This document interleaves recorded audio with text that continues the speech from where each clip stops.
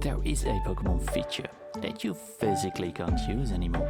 Not because it was removed in an update, or because players hated it, but because the hardware itself has disappeared, and it might be one of the most interesting mechanics Pokémon has ever had. And almost nobody remembers it. When I first played Pokémon Diamond, it was on a Nintendo DS Lite. It had 2 cartridge slots, one for DS games and one for Game Boy Advance games. So I also played my copies of Pokémon Emerald and Leaf Green on it. I didn't think a lot about it, but it was useful. I only had to carry one handheld with me to play with my friends. And after beating Cynthia and had seen all the Pokémon from the Sinnoh, I went to speak with Professor Rowan, and I got the National Dex.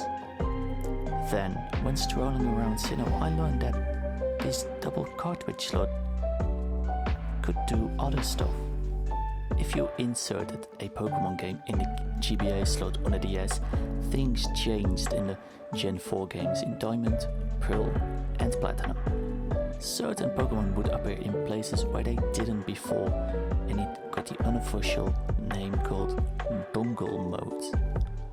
Most of these Pokémon were not in the Sinnoh, and they would be different when I had a copy of Emerald in the DS than if I had my game Leaf Green in the GBA slot.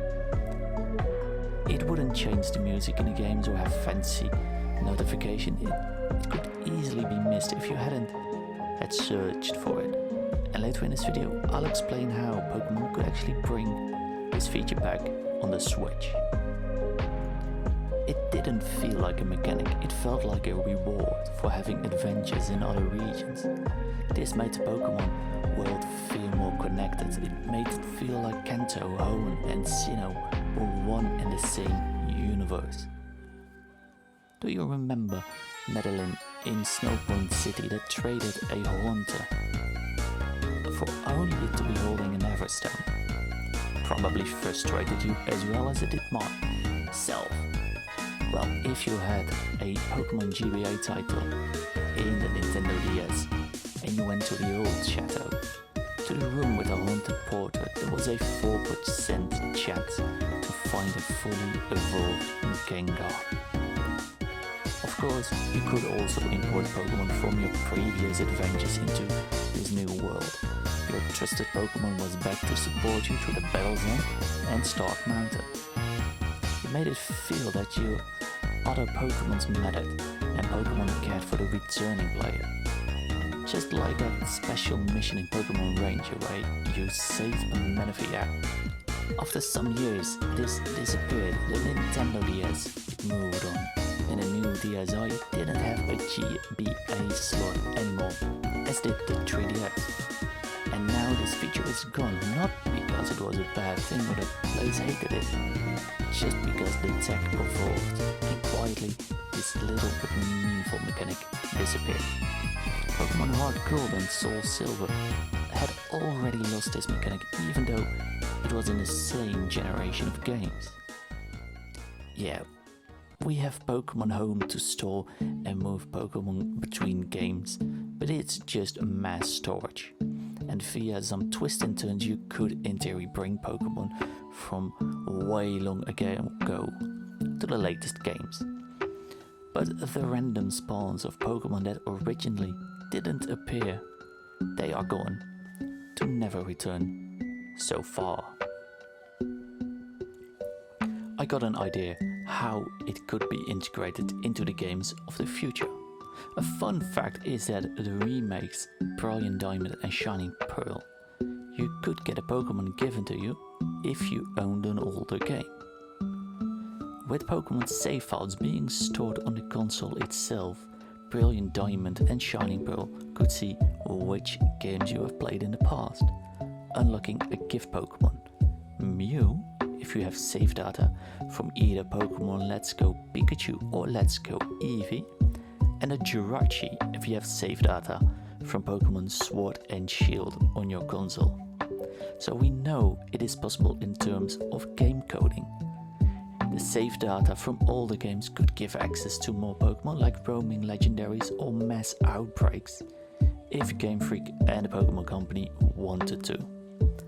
Having Pokémon Fire Red and Leaf Green came to the Switch 2 systems and the Switch system, they could be integrated in this dual slot dongle mode I have envisioned, and with the possibility of having other old Pokémon games come to the Switch, it could connect all the generations together. So, for example, Pokémon that are not native to the region in which the games take place could spawn in certain places. If you have played Pokémon Scarlet or Violet, some Paldean Pokémon could appear, or Pokémon from Kanto if you have played the Fire Red or Leaf Green ports. Like a mass outbreak, or swarms how they used to be called in the Gen 4 games. Or different regional variants could appear, like a Tauros, a Meowth, a Diglett, and Executor if you have data from the games where they first appeared on your system. Or closely related Pokémon like the Wiglet, Poltergeist and Toadskull lines. Different color morphs of Pavilion would be nice too, and if they bring back the regional patterns for Arbok, it would reward your history with the franchise and give a little bonus to the long-time fans. Maybe the dual slot mode was a small feature, maybe players have missed this at the time, but it represented something bigger. It was your own time in the world of Pokémon that felt more linked to other games.